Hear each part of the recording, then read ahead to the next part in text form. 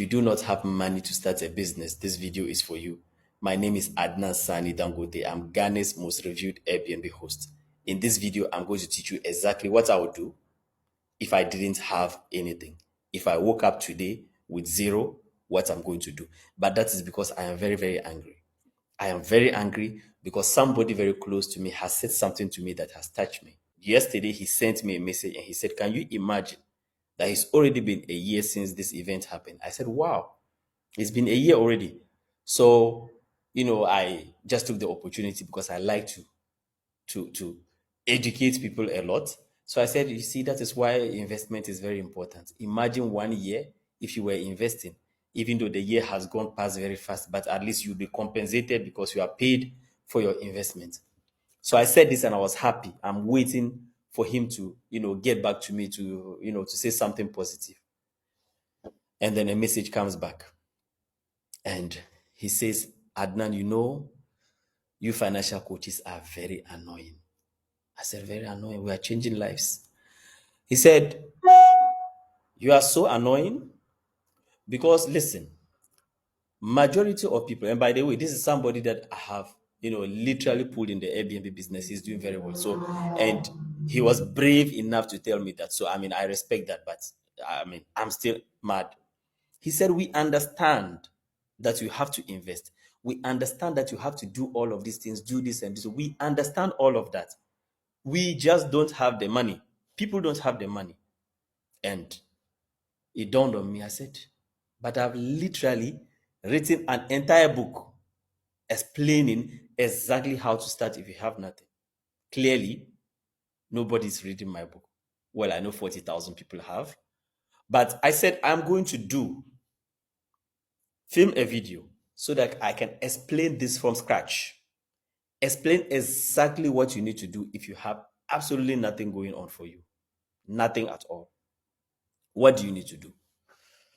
First of all, if I woke up and I realized that I had nothing, first of all, with all that I know, I would immediately go back into Airbnb business because now I know exactly how to start Airbnb business without money. But we are not talking about me in the position of somebody who understands things now. So we are going to assume I don't understand anything. I just woke up, I have nothing, zero. The first thing that I would do would be I would look for a business idea. A business idea. Not start a business, not start to do a business, not money. I would look for a business. First thing that I would do. I understand you don't have capital, everything, but I would look for a business idea. I would look in my community. By the way, every single business is already a good business. That is why people are doing it. For every business, somebody has failed, somebody has become a millionaire. But I understand that there are some business with better fortunes than others. There are businesses that you like more than others. So I would look in my community to see a business. One of the telling signs that a business is good is if you have a lot of foreigners, the businesses that foreigners do in your country. It's a sign that the business is good because foreigners only come to your country to look for money. Without it, they wouldn't be there. So I would look out for that. I would look for businesses that have a lot of demand in my community. I would look for businesses that solve the most important problems in my community. And what do I do after that? I find a job in that industry. A job. I don't start that business.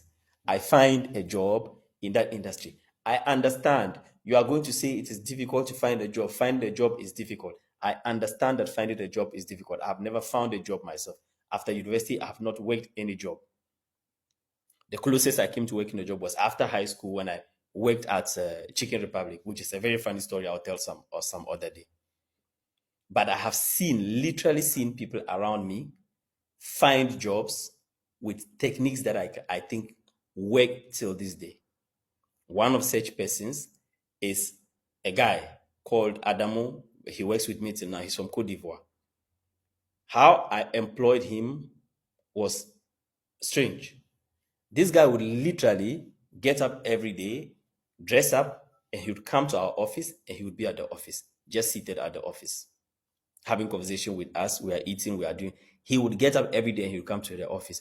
Even at a point, we started making fun of him. I hope he doesn't see this video. He doesn't understand it. We started calling him "J'ai contact direct avec les bailleurs" because that's what he used to say. I have direct contact with the owner because we're into real estate. We're working with owners a lot. So every single time that we're having a business discussion, he would say, I have direct contact with the owner. He was giving all the value that he could. Eventually, we started asking him to buy things, asking him, sending him, do this for us, do this for us. Eventually, we had no option than to employ him. I know many other people who use this very technique. There's a guy in the north called Sadiq Saiba. He works in the media space. He went to the southern part of Ghana, went to a lot of media houses, just hung around there. They started sending him.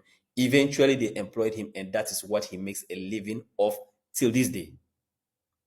When I built my hotel, one of the managers, he just got up, he went there on his own, he went and gave his expertise, spoke with the other employees at the place, and the other employees ended up calling me to tell me that, listen, there's somebody who has come, he's so good. I announced for people to apply for this. People applied, we had a lot of emails, we didn't even going through it was a hassle. But we contacted this guy and we gave him the job. After him, the manager who is also here, I don't know how he got my number. Till this very day, I asked him, he won't tell me. He just called me on phone. I think that I've been to your place, I've seen this, this is what I think. I asked him a few questions. I realized that he knows what he's about. I gave him the job. I have a lot of examples like that. A security guard, I went to rent an Airbnb somewhere, I slept, the security guard was so good. I spoke with him, he works with me now. Most of these things, if you have a good attitude and you identify a place that you want to work out, you are going to end up having the job. You are going to have it because people are looking for people to employ. They are just not sure whether they are good or not. You can employ yourself most of the time by imposing yourself on your employer. This is one method that I know you can use to find a job. Now, once you find a job in that industry that you want to learn in that industry. Most people will stop there because for this place is not every single person who wants to become an entrepreneur. Some people just want to have a job. If that job is good, they will continue, they will stay in that job forever. I know a landlord, we ever took his apartment and he said, for me, because he had inherited this, and he said, look, I don't want to do business. Business is not a life. There's so much headache. I just want to have something steady. I want to have a job at the end of the month that I can have my money with a peace of mind. That is what he wants. So a lot of people will stop here. Now, whether you continue in that company that you are or not will depend on that company culture, will depend on that how that company handles its employees. In my company, I typically would increase salaries every single year. So when workers are in my company, at some point, it gets to a point where it becomes mutually beneficial for both the employee and the employer, such that it gets to a point where, because you are increasing the salaries every year, it gets to a point where for every position that you have, if somebody has been in that position long enough, it gets to a point that they are paid more than it would cost to employ somebody in that same position. For me, at this point, I don't mind having conversations with I don't mind if they keep staying in the company because I know that they've dedicated time. They've dedicated their life to work in that company. The company is making profit, of course. So if they get to have an increase, that is fine. But it gets to a point where it's mutually beneficial such that because this person has been in this position for long and what they understand, it will be more profitable for them to start a business of their own on their own so that they can increase their salary with a business, their salary, because then it won't be a salary, with their business, and then the company can also perhaps replace cheaper. In that case, it is not a big deal. So depending on the company, because this video is about how to start without capital, we'll go into this very deeply.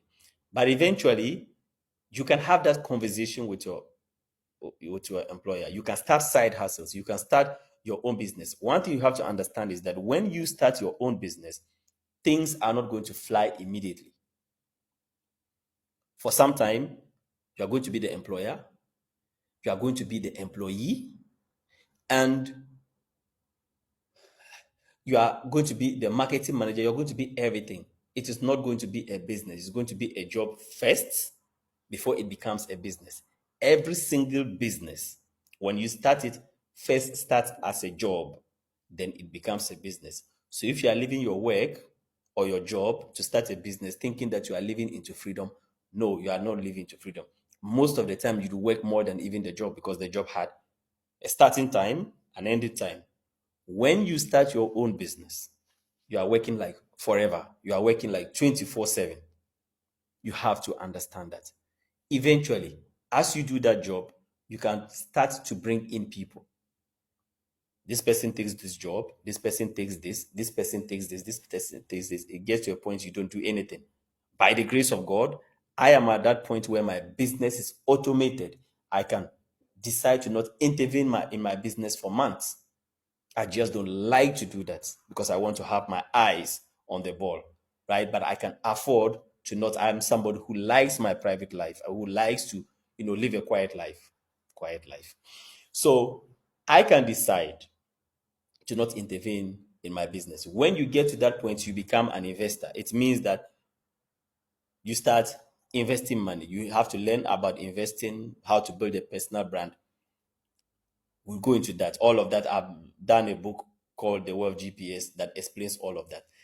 This is how, by the way, you can comment GPS if you want this book. You can get it for free. This is how you start a business, or you start if you have nothing. But there's no way you are going to actually have everything on a silver platter. The beginning is always the hardest. You have to go and start a job.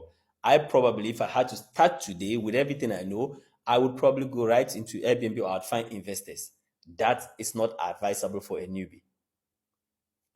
My name is Adnan Sani Dangote. If you like this video, kindly like and comment, because every single time that you like or comment on my videos, you see more future videos of mine. Thank you very much.